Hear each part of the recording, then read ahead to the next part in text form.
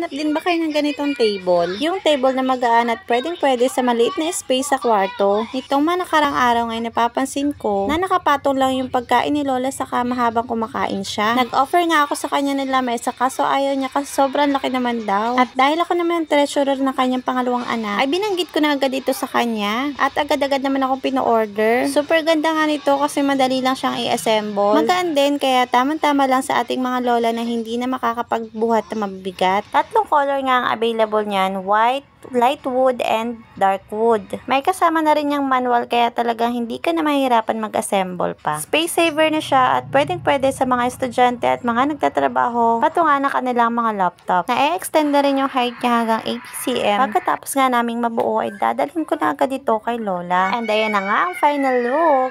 Napakasimple at sobrang linis lang tingnan. Pagpasok ko nga sa kwarto ay tulog si Lola. Hindi ko na siya ginising para naman ma-surprise siya ng very light. Nung nagising nga siya ay nakangiti na agad. Halatang alam na niya agad na para sa kanya talaga yan. Sakto na rin nga yung height ng table pag nakaupo na siya. Ngayon ay hindi na siya mahirapan at talaga magiging komportable na kanyang pagkain. At kung gusto nyo rin yan, lalagay ko na lang sa caption yung link. Yun lang mga mi. Bye!